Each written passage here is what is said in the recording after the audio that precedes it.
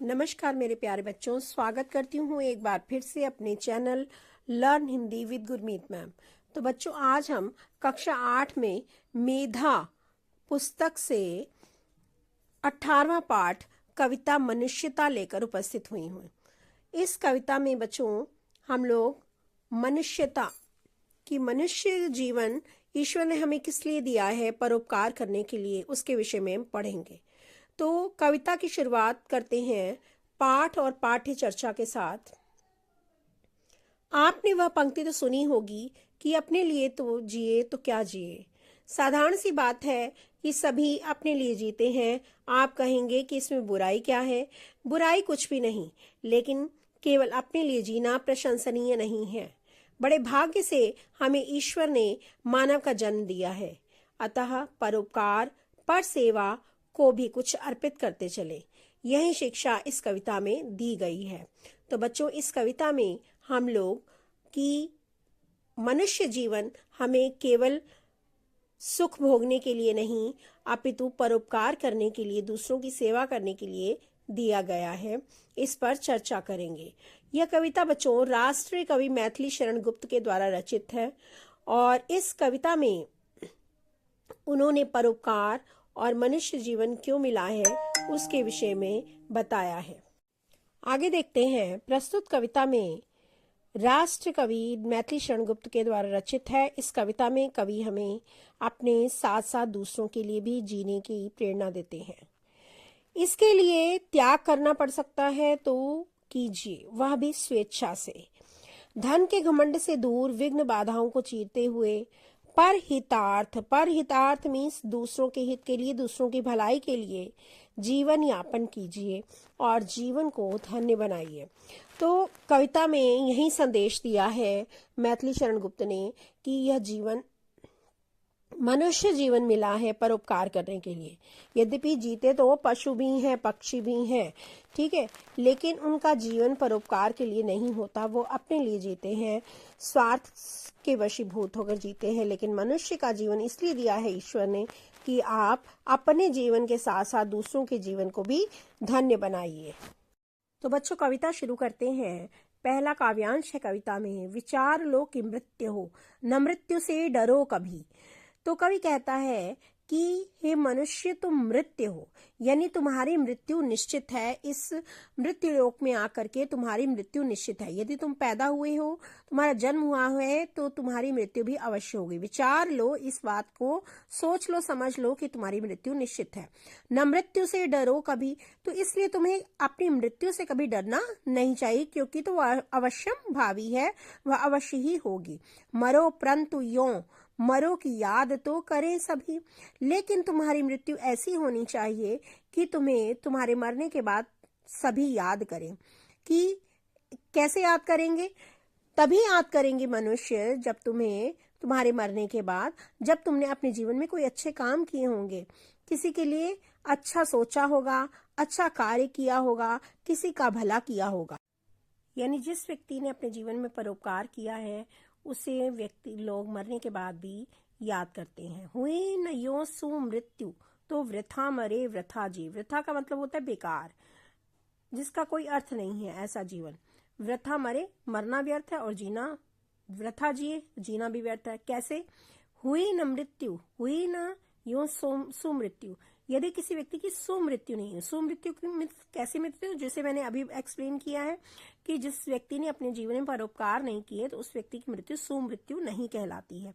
तो उसका जीना भी व्यर्थ है और मरना भी व्यर्थ है। मरा नहीं वहीं कि जो जिया न आपके लिए, अर्थात मरा नहीं वहीं, अर्थात उसका मरना भी व्यर्थ है जो जिया ना आपके लिए, जो दूसरों के लिए अपने जीवन में नहीं जिया, अर्थात जिसने परोपकार के कार्य नहीं किए। यही पशु प्रवृत्ति है जो आप ही चरे। पशु प्रवृत्ति, प्रवृत्ति में स्वभाव। पशुओं का क्या स्वभाव है कि वह केवल अपने लिए जीते हैं, ठीक है, अपने लिए खाते हैं। यही पशु प्रवृत्ति है कि पशुओं की प्रवृत्ति होती है स्वार्थ की।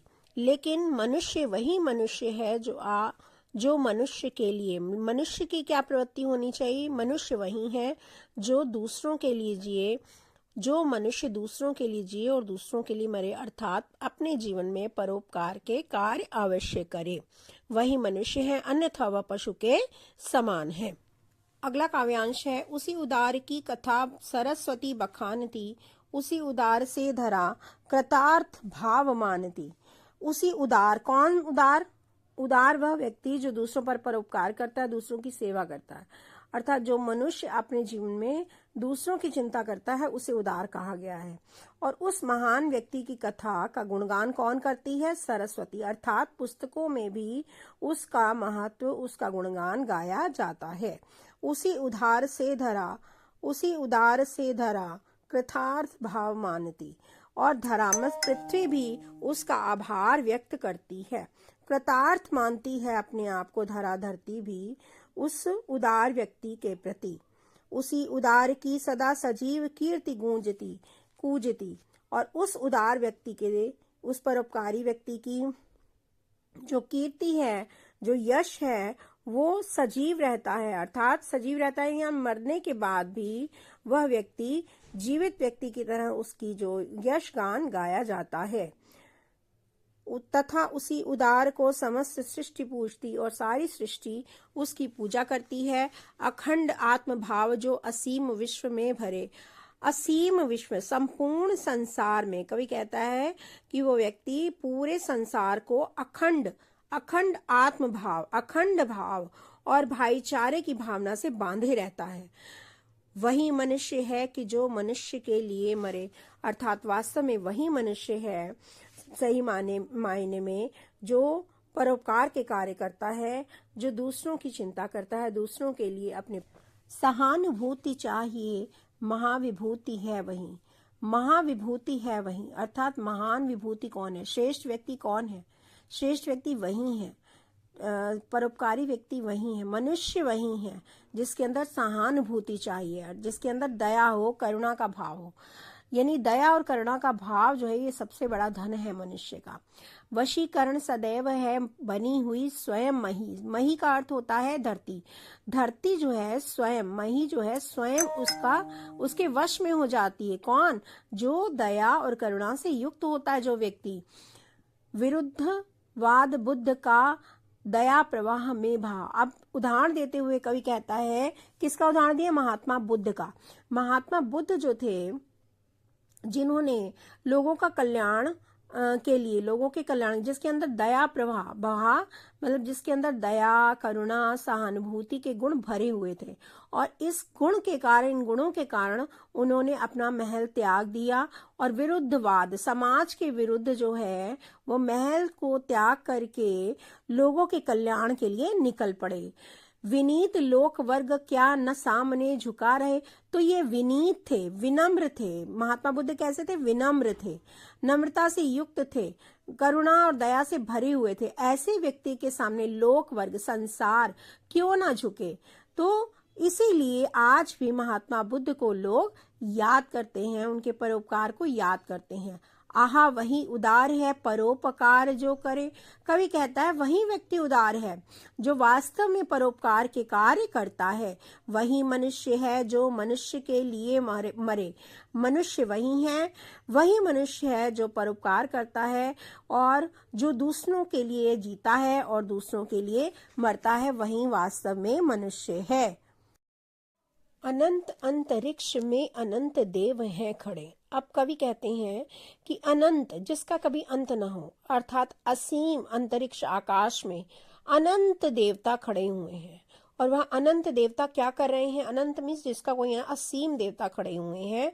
और वो क्या कर रहे हैं? समक्ष ही स्वबाहु जो बढ़ा रहे बड़े बड़े, स्वबाहु अपनी भुजाएं बड़े आगे बढ़ा रहे हैं। किनके समक्ष? उनके समक्ष।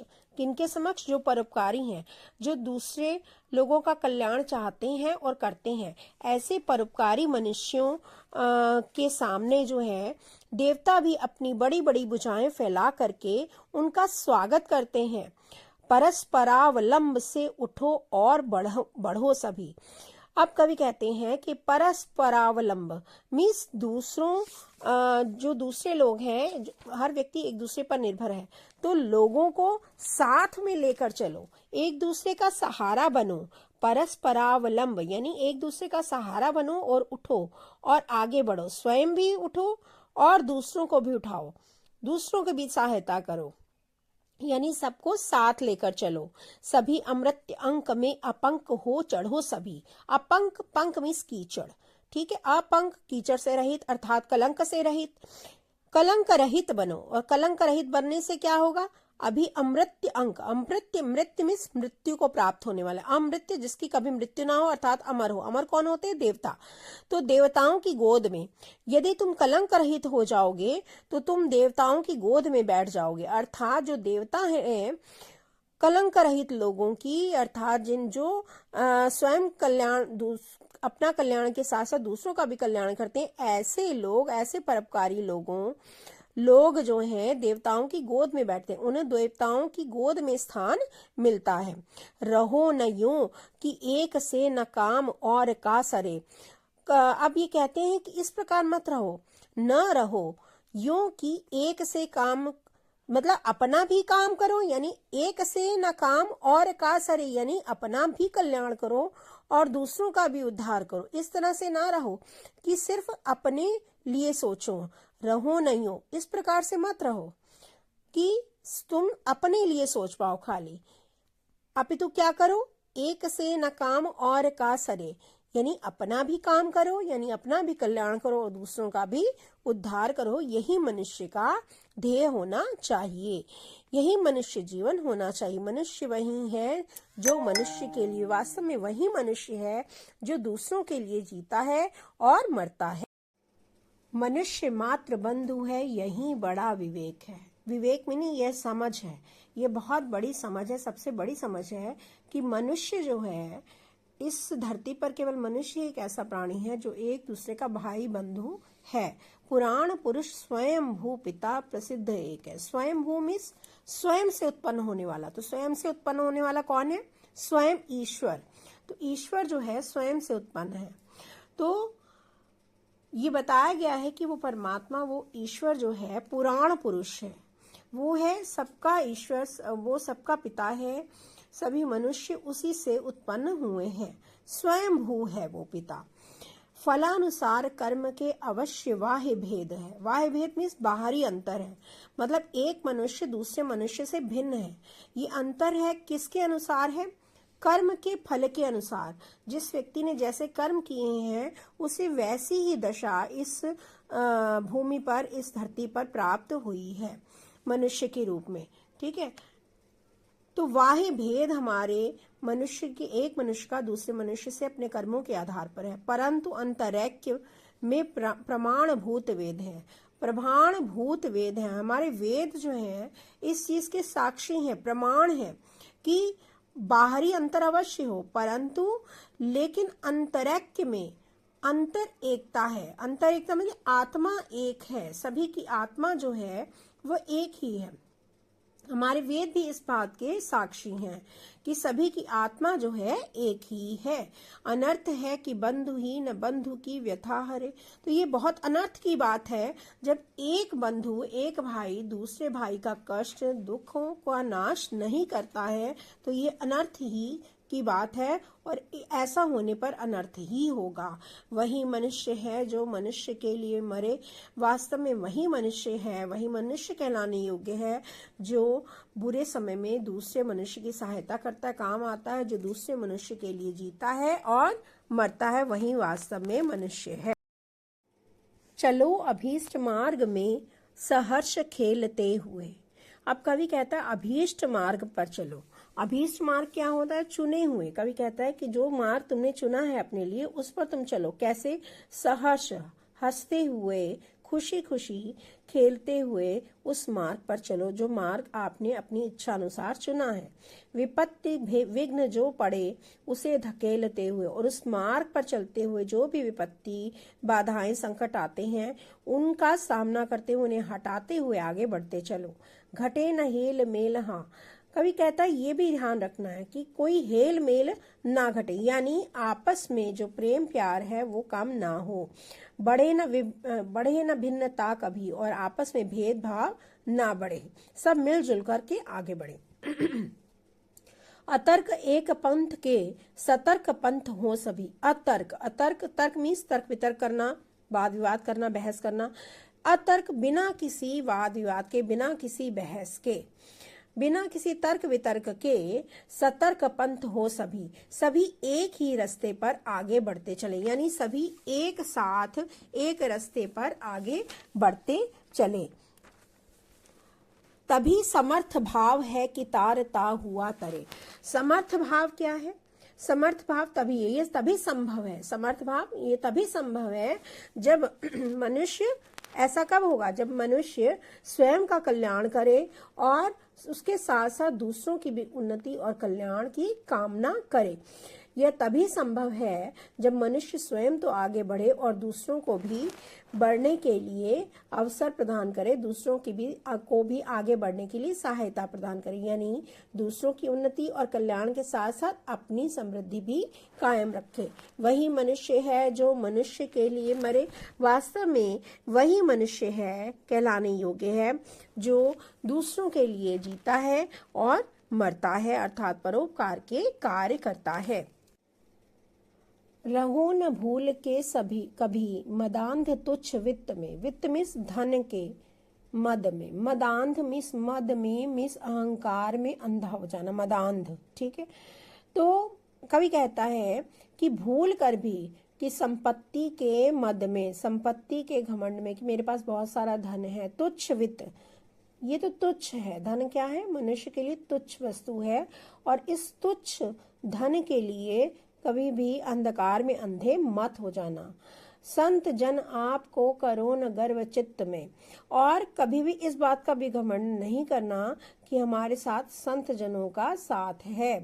ठीक है, हमारे साथ हमारे अपनों का साथ है, संत जनों का साथ है। न गर्व चित्त में, अपने मन में इस बात का गर्व कभी मत लाना। अंत को है यहाँ त्रिलोकनाथ साथ में। वास्तव में त्रिलोकनाथ में ईश्वर जो है हमेशा सबके साथ है। यहाँ पर भी कोई भी, इस धरती पर कोई भी अनाथ नहीं है, सबके ऊपर ईश्वर का हाथ है, सबके साथ ईश्वर का साथ है। दयालु दीन बंधु के बड़े विशाल हाथ हैं। वो ईश्वर कैसा है? दयालु, दयावान है, दीन बंधु, दीनों का बंधु अर्थात सबका नाथ है, और उसके विशाल हाथ, उसका आशीर्वाद सबके ऊपर बना रहता है। अतीव भाग्यहीन अंधेर भाव जो भरे। अब कवि कहता है कि वास्तव में वो व्यक्ति भाग्यहीन है जो इस प्रकार का अंधेर भाव रखता है, ऐसा अपने दृष्टिकोण में रखता है कि कभी मद में अंधा हो जाता है वित्त के, कभी वो उसे इस बात का घमंड रहता कि मेरे साथ बड़े लोगों का साथ है, तो इस बात के अंधेर में रहता है, उतावलापन रहता है। तो ऐसा व्यक्ति है वो वास्तव में भाग्यहीन है। वही मनुष्य है जो मनुष्य के लिए मरे। वास्तव में इस धरती पर वास्तव में वही मनुष्य कहलाने योग्य है जो स्वयं के लिए नहीं जीता, दूसरों के लिए जीता है, दूसरों के लिए जीता है और दूसरों के लिए मरता है। जो व्यक्ति ऐसा नहीं करता वह तो पशु तुल्य होता है। इसी के साथ बच्चों ये कविता यहाँ पर समाप्त हो जाती है। आशा करती हूँ कि कविता आपको समझ में आ गई होगी। अगर इससे संबंधित कोई प्रश्न हो तो आप कमेंट बॉक्स में कमेंट करके पूछ सकते हैं। अगले वीडियो में मैं आपसे फिर मुलाकात करूंगी। तब तक के लिए धन्यवाद।